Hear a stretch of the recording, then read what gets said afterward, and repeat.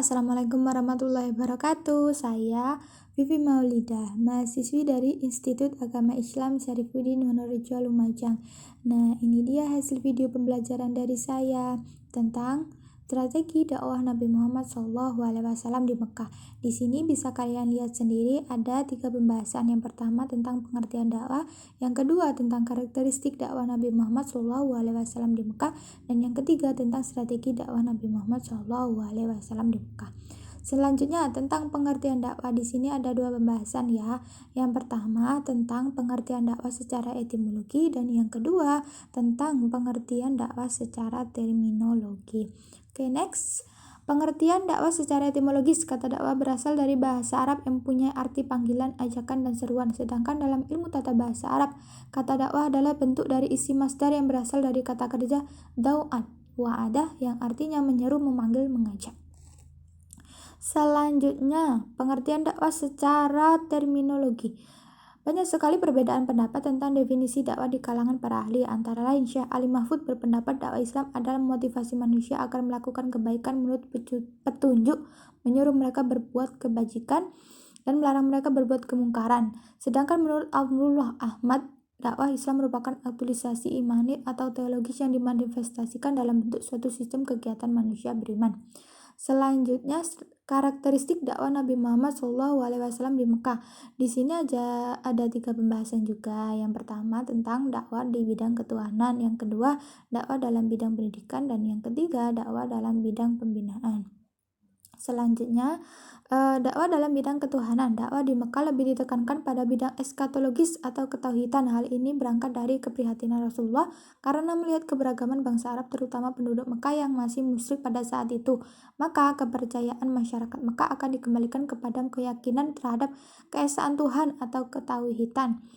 Sehingga patung-patung atau berhala yang disebar di Mekah akan dihilangkan sebagai bentuk penyembahan masyarakat Mekah. Mereka menganggap berhala sebagai wasilah atau perantara terhadap Tuhan. Selanjutnya, dakwah dalam bidang pendidikan dilakukan Rasulullah sejak dini, yaitu beriringan dengan masuknya Islam para sahabat satu persatu. Di samping itu, dari rumah ke rumah.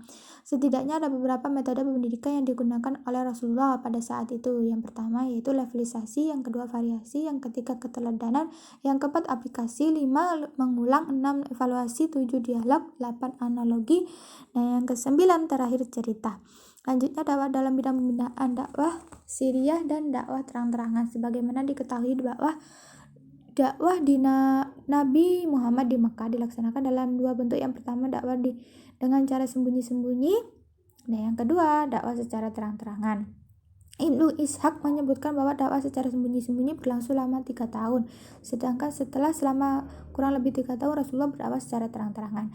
Selanjutnya, strategi perjuangan Nabi Muhammad SAW di Mekah. Di sini ada 2 pembahasan saja. Yang pertama dakwah secara sembunyi-sembunyi, dan selanjutnya dakwah secara terang-terangan, sama seperti tadi. Selanjutnya, dakwah sembunyi-sembunyi. Setelah Nabi Muhammad menerima wahyu pertama sebagai lambang dari pelantikannya menjadi Rasul yang sekaligus sebagai kepala negara, maka beliau menjalankan dakwah Islamnya secara diam-diam sebagai langkah pertama mempersiapkan suatu umat Islam atau negara Islam. Dakwah Nabi secara diam-diam terjadi pada saat periode Mekah. Hal ini dikarenakan Nabi belum mempunyai sahabat dan membantu dakwahnya. Selain itu, Nabi juga menyesuaikan dengan kondisi Mekah yang pada saat itu masyarakatnya sangat jahiliyah atau tidak mempunyai otoritas hukum, nabi, dan isi kitab suci. Lanjutnya, dakwah secara terang-terangan. Wahyu pertama turun dalam masalah ini adalah firman Allah yang artinya, dan berilah peringatan kepada kerabat-kerabatmu yang terdekat. Quran Surah Asy-Syu'ara ayat 214.